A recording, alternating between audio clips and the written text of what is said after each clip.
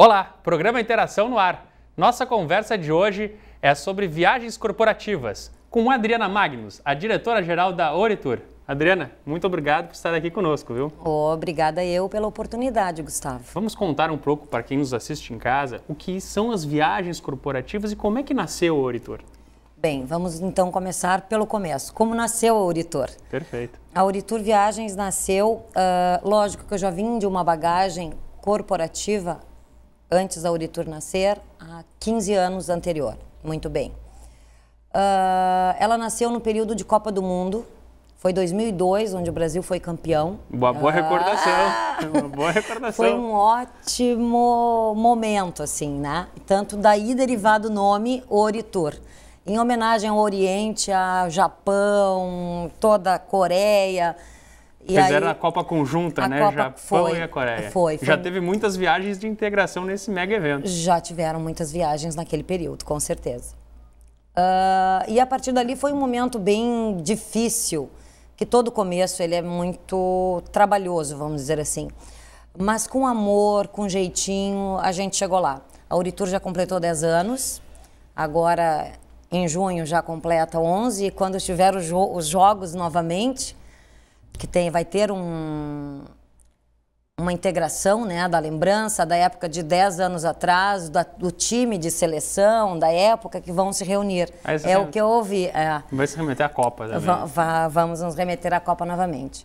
Bom, e a Oritur então nasceu nesse momento, já com a experiência corporativa de grandes corporações que trabalhávamos. O que é, na realidade, o mercado corporativo? É uma agência preparada para o dia a dia de uma empresa. O que é esse dia a dia? É a viagem do hotel, é um evento, é a viagem aérea, muitas vezes o trem que é necessário pegar em alguns destinos. Então, tu faz toda uma logística da vida e das necessidades de cada cliente. Porque é bem diferente, né? Planejar uma viagem do ponto de vista pessoal, turístico, com a sua família. E o executivo precisa otimizar o tempo. Né? Otimizar o tempo, hotéis próximos aos seus destinos, voos com menor conexões possíveis. Então, estamos ali para facilitar a vida do nosso cliente. E os custos que sempre são importantes, né? Eu não quis falar isso, porque poderiam achar pieguice. Não, não é. Os custos, sim, ele é número 1. E a Oritur tem esse compromisso com o cliente. Oferecer sempre o menor preço para cada destino. É que esse é um dos objetivos também dos empreendedores, né? Eles precisam buscar otimizar os lucros e, obviamente, você precisa tratar os custos de forma muito séria. E você, como empreendedora, Adriana, acho que quero explorar muito essa parte, porque os nossos amigos do Interação, muitos deles são pessoas que ou estão começando um negócio ou que estão naquela batalha de fazer o seu negócio crescer. O negócio, eu sempre digo que é que nem uma criança pequena. Depois de um certo tempo, no começo você tem que alimentar, trocar fraldas, dar banho. Depois ela cresce um pouquinho, já começa a se alimentar sozinha, você ajuda no banho, um dia ela faz tudo sozinha, praticamente. Quase sozinha, né? Você só acompanha, só dá os bons conselhos. É verdade. Como é que foi esse começo? Você disse que veio do mercado corporativo, então, em determinado momento, você deve ter identificado uma oportunidade. Qual foi esse momento dessa oportunidade? É difícil te falar sobre isso, porque eu trabalhei em 2 grandes corporações. Por que eu tive a iniciativa de abrir o meu próprio negócio? Porque eu trabalhava muito com isso, com grandes empresas no estado do Rio Grande do Sul e Santa Catarina. Então, eu trabalhava em megas empresas voltadas nisso. Então, esses meus, hoje, 26 anos quase... 26 anos de mercado. De mercado. Só atuando no mercado. Sim, só do mercado. Só de mercado. Eu te diria que 15 deles foram em grandes corporações, inclusive multinacionais, voltada também ao tratamento ao cliente, buscando menor custo, enfim. E a decisão de tomar é que eu queria fazer algo diferente. Porque na medida que tu te torna muito, e é normal da vida isso, tu acaba tendo que, não digo engessar, mas tu começa a parametrizar muitas coisas. A vida como executivo tem certas limitações que você tem que respeitar, hierarquias, processos. Exatamente. Às vezes aquela vontade do empreendedor de ir mais longe não está alinhado com a da corporação do momento. Exatamente. Então, tu fica muitas vezes preso a alguns processos e eu percebi que era o momento de eu me desvincular desses processos, onde eu tinha certeza, e eu acho que falo a todos isso aí, a gente tem que ter certeza do que quer e amar o que se quer. Tu tem que amar o que tu faz. Essa é a grande chave, né? A gente defende aqui que se não vai fazer aquilo que gosta, é melhor nem começar a fazer. Nem começa, exatamente. Então, o amor pelo turismo de negócios e pela profissão de servir pessoas, eu gosto muito de servir pessoas. E a equipe inteira começou, lógico, que há 11 anos atrás quase era 2 pessoas, né? Eu e o meu sócio. E hoje vocês já estão com quantos colaboradores? 45 funcionários no Brasil já. É bastante gente empregada. É bastante. Temos hoje várias unidades já, abrindo em breve Rio de Janeiro. Bacana. Em São Paulo nós já temos uma unidade há 6 anos. Que é a capital de negócio do Brasil. Quem trabalha com esse segmento não pode ficar fora. E abrimos agora em Bauru também. Em Bauru, que também cresce muito. Mercado cresce muito. Nós estamos Muitas empresas têm ido para o mercado mais interior, enfim, custos, impostos, eu acho que facilita bastante. E tentar escapar também, eu acho que hoje do custo, grande, né? Do grande custo operacional que são as grandes cidades. Já hoje está completamente viável, porque você não consegue hotéis, os aluguéis daqueles executivos que vêm transferidos são estratosféricos, são lá nas alturas. Exatamente. A alimentação é mais cara, o colégio dos filhos dos executivos, tudo. O pacote hoje é muito caro. O pacote é muito caro, exatamente. Então, tu indo para cidades alternativas, tu consegue, sim, um custo-benefício diferenciado para a tua empresa. E essa largada, você e seus sócios, como é que foi? Se precisa colocar muito capital, se precisa colocar muito trabalho, se precisa colocar muito dos dois? Eu te digo que precisa colocar mais coragem.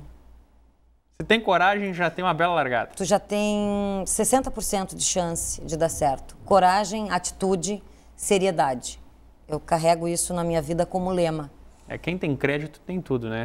Eu sempre digo, não precisa ter dinheiro. Se você tem crédito, se as pessoas confiam no que você faz, no seu poder de entrega, você consegue dinheiro para realizar. É verdade, porque tu tem parceiros, tu tem... é a segurança, né? A segurança de uma confiabilidade, vamos dizer assim, de mercado. E o mercado? Vamos falar um pouco desse mercado, para aqueles que ainda pensam, inclusive, em investir. Tem muitas agências, porque não são só agências de turismo em si. Existem as produtoras de eventos que se alimentam desse mercado, porque a gente pode falar da questão dos eventos, das convenções de empresas. Esse mercado é um mercado que cresce muito. As empresas têm apostado cada vez mais em investir nos seus colaboradores e fazer esses grandes encontros de negócios é uma grande aposta. Como é que está esse mercado hoje? Ele cresce a que nível? Você sente que ele vai continuar crescendo, que ele está agora num nível de maturação, ou seja, ele já está num nível regular? Não, ele ainda pode crescer muito. Será que também já está recrudescendo? Será que está diminuindo já? Não. Concordo, esse mercado é um mercado que cresce muito, onde as empresas querem fazer mais ações promocionais para o seu público interno e muitas vezes também para o público externo.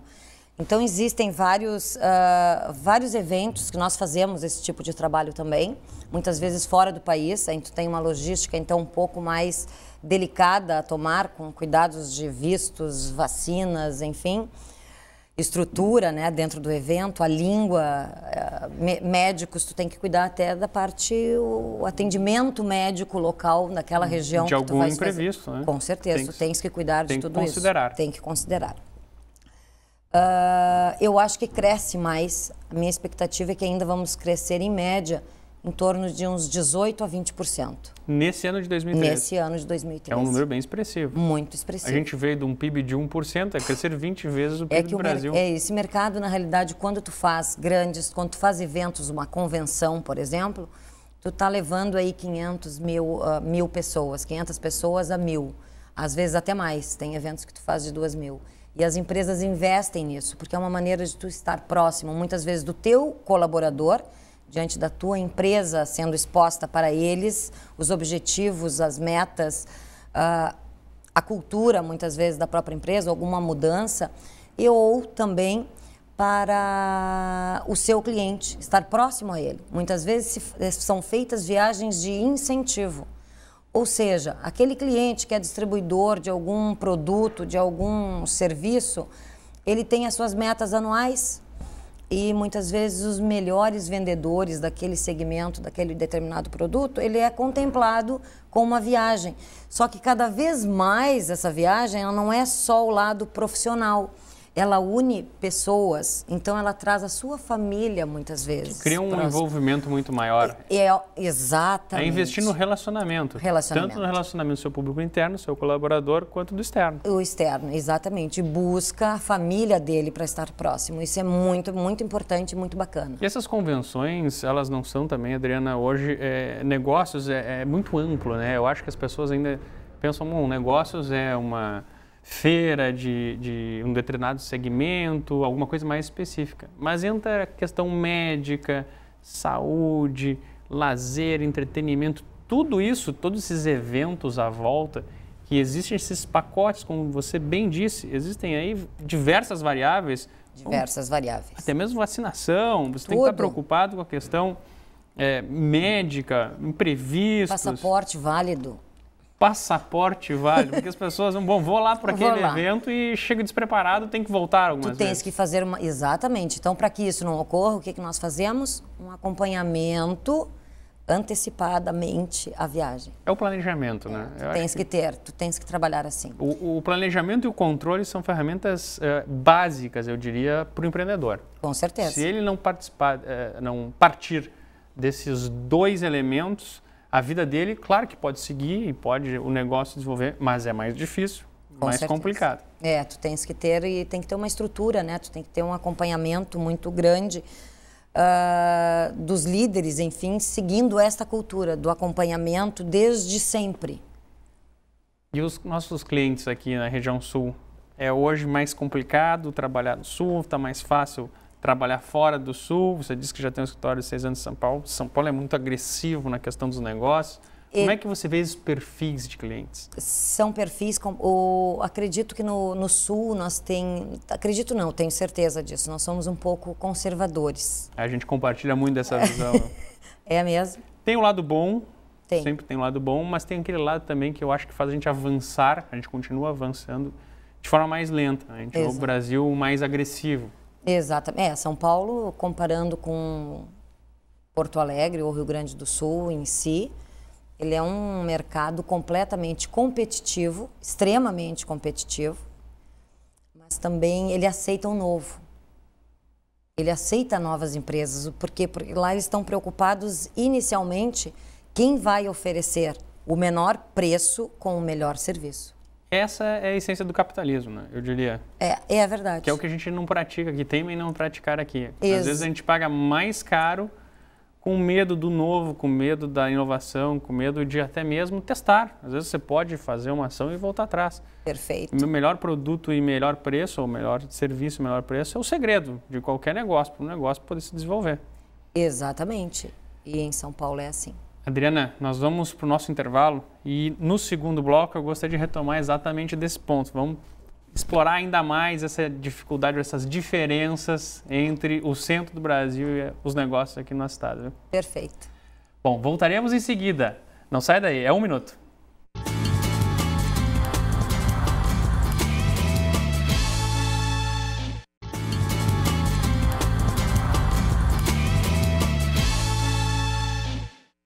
Estamos de volta com o programa Interação, aqui na Ubra TV. Nossa conversa de hoje é com a Adriana Magnus, diretora da Oritur Viagens.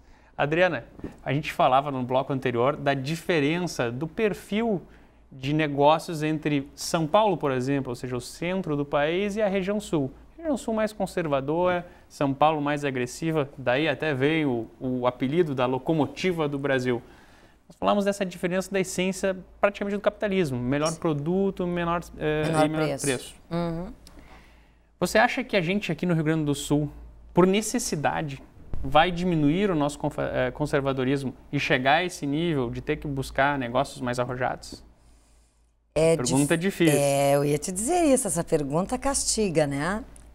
Mas analisando, eu acho que nós vamos sim ter um crescimento nesse aspecto de trabalhar mais com a competitividade e não só o regionalismo que nós trabalhamos, né? Essa eu acho que é a palavra que vai justificar bem a questão da necessidade. Exatamente. Com o passar do tempo, eu acredito que a gente, não sei se a gente vai chegar a se comparar a esta competição maluca, essa guerra, né, locomotiva, como São Paulo e como Rio de Janeiro.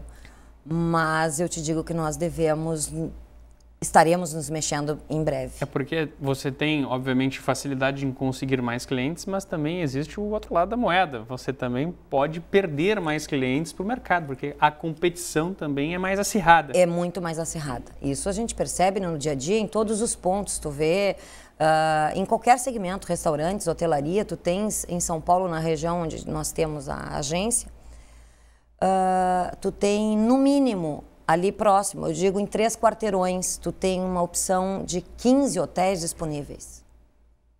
Mesma categoria. Aí se tu vais mudar de categoria superior ou inferior, tu vai ter no mínimo 3 vezes mais. E esse fenômeno no Brasil do crescimento do mercado corporativo de viagens, muito em cima daquele momento que o Brasil viveu, acho que o Brasil estava muito em voga, o mercado externo, os investidores estavam ávidos por conhecer mais o Brasil.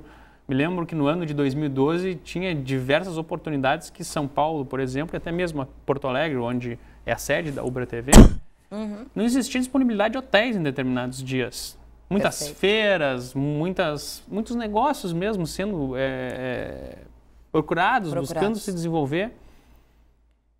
Esse fenômeno, você acha que vai se manter ou passou esse momento? Você acha que essa disponibilidade de hotéis, e por que faltava tantos hotéis? Bom, vai permanecer. Porque cada vez mais hoje o Brasil é o boom do momento, é o boom do mundo. Certo? Todos os outros países estão de olho no Brasil. O Brasil é um país rico, por natureza. É verdade, os recursos são muito abundantes. Os recursos são, exatamente, por natureza ele já nasce rico. E nós temos aí, não vamos entrar no campo político, mas nas belezas naturais, mão de obra, que eu acho que aí é que está faltando para nós apenas especialização em algumas coisas. Mas esse segmento, ele não vai parar de crescer. Então, nós vamos continuar com muita dificuldade de encontrar hotéis? Porque cada vez mais o Brasil é procurado.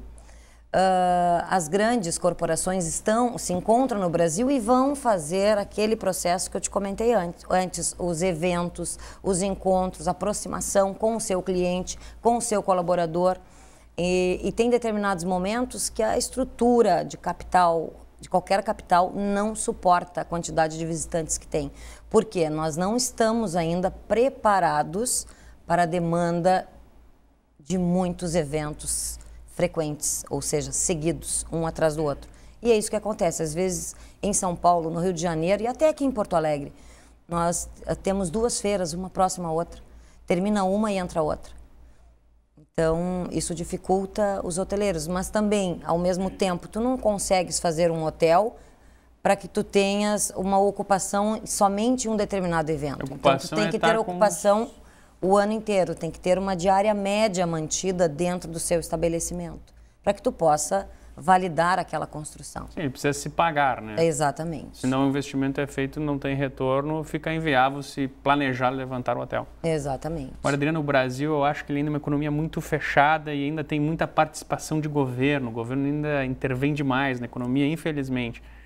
Será que no momento que a gente tem essa economia mais aberta, e eu acho que até, de certa forma, as fronteiras deixaram de existir muitas vezes, porque antigamente você ficava muito focado em fazer negócio na sua região. Hoje, você tem que pensar a nível de Brasil, olha a própria Euritur, né? 15 anos atrás, tinha uma área de atuação, hoje já está aí com 45 colaboradores rodando o Brasil.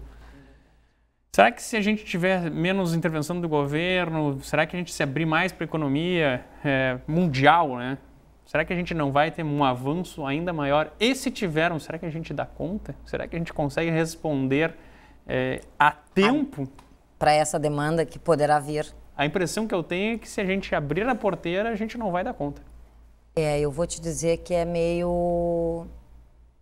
É perturbadora essa questão, vamos dizer assim, termo, esse cenário. É perturbador, porque na realidade aquela expressão, né, se correr o bicho pega, se ficar o bicho come, ela faz realmente sentido nesta questão. Eu acho que nós vamos ainda mexer em muita coisa. O Brasil deveria estar mais aberto, sim, para essas empresas de fora, investimentos. Mas aí é uma questão um tanto quanto política.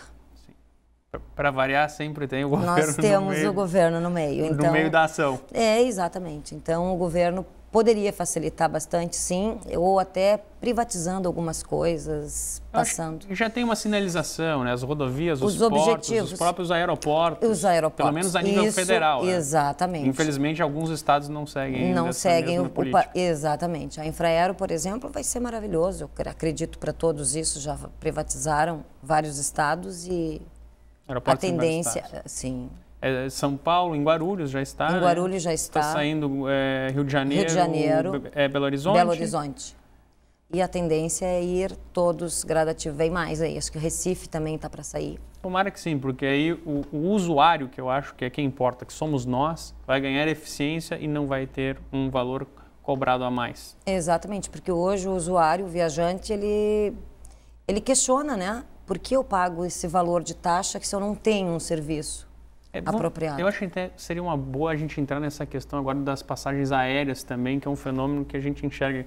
Era muito caro no Brasil viajar de avião e hoje, que bom, já é mais acessível. As pessoas já têm uma oportunidade a mais, não só do ponto de vista de poder fazer a sua viagem de férias, mas também para poder apostar no negócio, né? Quem está começando, isso é mais difícil. Como é que você vê essa situação das passagens? Eu acredito, as passagens aéreas oscilaram e oscilam diariamente e elas começaram a ter essa oscilação na medida em que houve concorrência. Essa foi a chave? Essa foi a chave.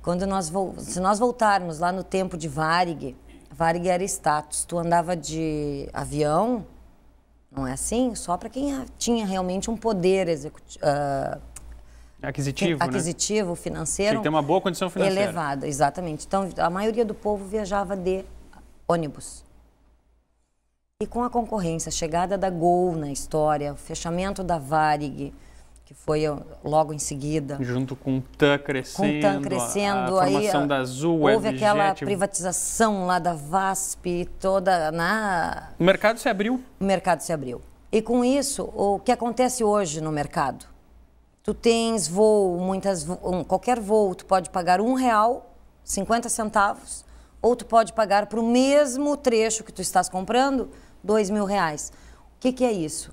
É a lei da oferta e procura. Se eu tenho um voo, se eu sou um proprietário, né, de uma companhia aérea, e eu vejo que aquele voo está sendo muito procurado, eu aumento a tarifa, eu subo o preço. E existem hoje controladores dentro de cada companhia aérea para ver a procura dessas aeronaves. E isso está aliado certamente à concorrência, porque se tivesse poucas, a oferta seria menor e os preços estariam lá em cima. Com toda certeza, claro. E é exatamente isso. Adriana, eu queria agradecer a você a sua participação aqui, a sua experiência desses 26 anos de mercado, contar um pouco para aqueles que querem empreender nessa área ou até mesmo investir na carreira de executivos, conhecer que é um mercado que cresce tanto, 20% ao ano. Cresce, e cresce sim, muito obrigada, eu que agradeço, em nome da Oritur Viagens, foi um privilégio poder estar aqui contigo. Esperamos contar com você em outros programas, viu? Com toda certeza, conte comigo. Muito obrigado. Obrigada. Obrigado também a você, nosso amigo do programa Interação. Não esqueça, você pode interagir conosco pelo Facebook em nossa página, ou também pelo nosso site no www.gustavon.com.br. Também pelo nosso e-mail aqui da TV, ubratv@ubratv.com.br. Até nosso próximo programa.